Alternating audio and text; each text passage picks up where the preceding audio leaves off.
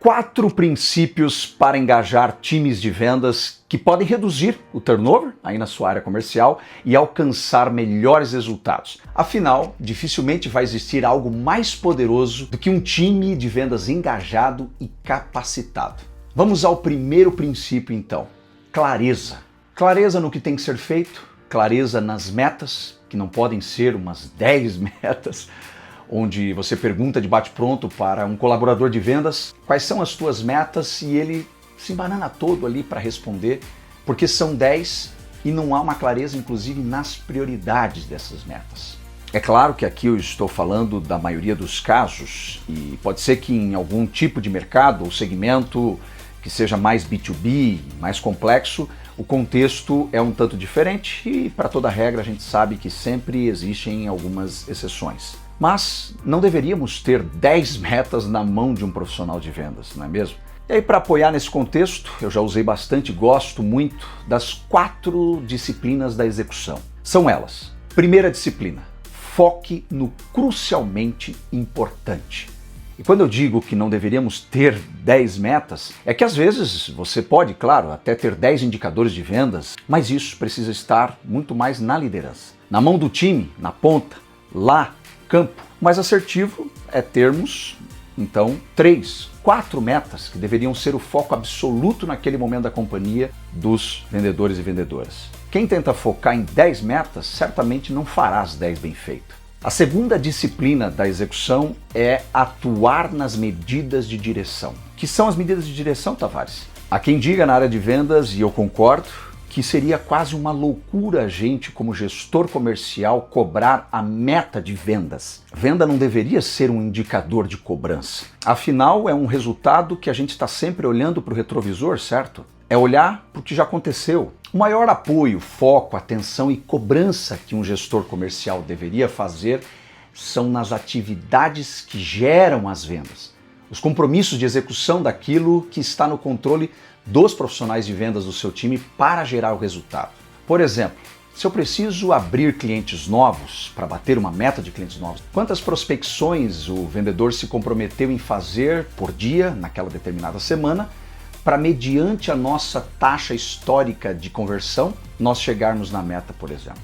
Isso é atuar nas medidas de direção, ou seja, nas atividades, nas tarefas que levarão ao atingimento da meta de vendas. Um outro ponto que certamente engaja times é o líder comercial servir e apoiar quando necessário na execução dessas medidas de direção. Ou seja, é a velha máxima mesmo de você sair do ar-condicionado e ir literalmente para a rua. Às vezes pegar na mão do profissional de vendas, se colocar à disposição. Essa pergunta mágica que eu, quando também era liderado pelos meus gerentes, ouvia e engajava muito é: o que eu posso fazer a mais para te ajudar, Tavares? Eu estou aqui para te ajudar. Vamos juntos, vamos no cliente, vamos entender os desafios que você está enfrentando aqui. Certamente isso engaja muito times de vendas. A terceira disciplina da execução é ter um placar envolvente. Aí eu sempre digo que a melhor analogia para isso é um placar de futebol, por exemplo, num estádio. Você bate o olho no placar desse e em menos de 5 segundos você sabe qual time está ganhando, quantos gols cada time fez e quanto tempo falta para acabar o jogo, por exemplo. E o mesmo deveria ser aqui na nossa área de vendas. O time bater o olho e em menos de 5 segundos, por exemplo, saber se estão ganhando, se estão perdendo, frente à cadência da meta daquela semana, daquele mês. Em cada mês, em cada semana, por exemplo, onde o time deveria estar e onde ele está efetivamente, para que no final do mês essa meta seja alcançada. Agora vem a quarta disciplina da execução, é a cadeia de responsabilização. Ou seja, no mínimo, uma reunião semanal onde cada colaborador relata de forma bem objetiva e rápida o que ele executou na semana anterior, mediante o que ele havia se comprometido de tarefas, atividades, que são as medidas de direção, e se ele não conseguiu fazer, o que ele irá corrigir rota agora para recuperar estas atividades que ele deveria ter feito, e principalmente o que ele fará nesta próxima semana dentro das medidas de direção para ele atingir as metas da semana. Essa reunião precisa ser rápida, claro, mas ela também proporciona a troca de boas práticas, porque no momento que cada colaborador está falando das suas atividades, às vezes vem alguns insights entre o time ali para que outros pratiquem também aquelas boas práticas daquelas determinadas tarefas. Até agora eu comentei sobre o primeiro princípio para engajar time de vendas, que é a clareza. E trouxe aqui uma ferramenta fantástica que são as 4 disciplinas da execução para ajudar nessa clareza, foco que o time precisa ter e que com certeza fará ele estar mais engajado. Então vamos agora para o segundo princípio para engajar times de vendas. E ele é o reconhecimento. E aqui nós não estamos falando, por exemplo, do bônus já que existe na remuneração do profissional de vendas ou daquela variável que já está no programa de remuneração aí do seu time. O que eu falo aqui é daquele profissional que fez aquele plus, aquele algo a mais e que você percebeu de forma bem específica que ele ou ela fez e você vai lá e dá um aperto de mão, dá um abraço, fala para aquele profissional de vendas, poxa, que bacana que você fez determinada tarefa, de forma bem específica mesmo, porque os bons feedbacks são específicos. Eu fiquei muito satisfeito com essa atitude sua, isso gerou tal resultado para a empresa, então parabéns. Muito obrigado pelo seu comprometimento e muito obrigado por você de forma proativa contribuir com esse algo a mais para a companhia. Por que isso funciona? Porque todo ser humano gosta de um reconhecimento. Nós somos movidos a isso também. E quando ele é de fato sincero e específico, mostrando o resultado que aquela pessoa trouxe por aquele algo a mais que ela fez, certamente isso também gera engajamento. E o terceiro princípio para engajar times de vendas é o empowerment, ou melhor dizendo, o empoderamento, um pouco mais de autonomia. E é claro que em grandes empresas isso cada vez é mais complexo de se fazer, mas eu acredito ser necessário sim termos uma política comercial, logicamente com regras claras, com direitos e deveres, porque quanto maior a autonomia, maior precisa ser a responsabilidade também, mas para que o profissional se sinta no mínimo com uma autonomia, é importante ele ter lá na ponta algum tipo de empowerment. Acredito que todos os profissionais de vendas que já trabalharam em ambientes onde não havia nem de perto a percepção de que eles tinham pelo menos algum tipo de autonomia, o engajamento não acontecia em sua totalidade. E a quarta e última forma de engajar times de vendas, na minha opinião, é ter uma escuta ativa de verdade. A escuta ativa, muitas vezes, você só faz bem feito lá no campo, quebrando um pouco essa solidão que todos os profissionais de vendas sentem, não é mesmo?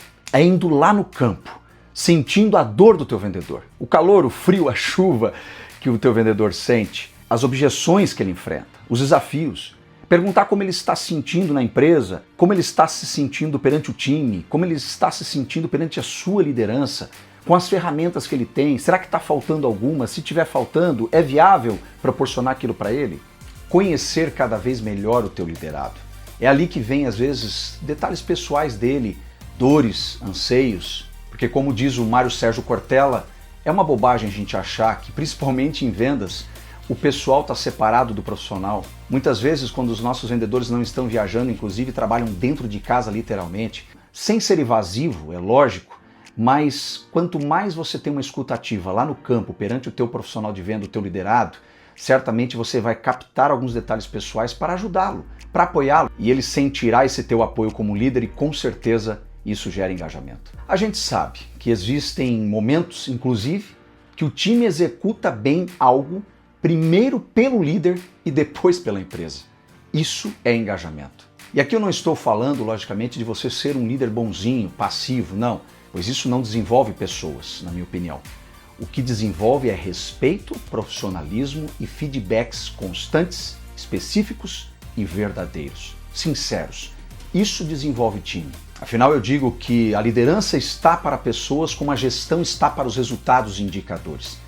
Então, na gestão, você vai ser firme, você vai cobrar, logicamente, porque a empresa vive de resultados, senão ela não para de pé.